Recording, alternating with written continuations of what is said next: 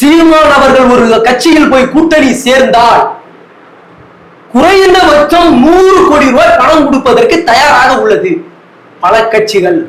ஆனால் என் மக்களோட வாழ்வாதாரத்தை மாற்ற வேண்டும், இந்த தமிழகத்தோட அடிப்படை அரசியலை மாற்ற வேண்டும் என்ற கொள்கையோடு நிற்கிற ஒரு தலைவன் திரு சீமான் அவர்கள் மட்டுமே. இதை நீங்க யாராலையும் மறுக்க முடியாது. நீ சீமான பற்றின விளக்கங்கள் வேணும், சீமான பற்றின தெளிவு வேணும்னா முழு அரசியலை கவனி, சீமானோட முழு அரசியலை கவனி, கவனிச்சுட்டு பேசு. இங்க என்ன பேசுறாங்க என்ன பேசுறாங்க கவனிச்சுட்டு பேசு. ஆகையால் மக்கள் அவர்கள் விழிப்போடு செயல்படுங்கள்.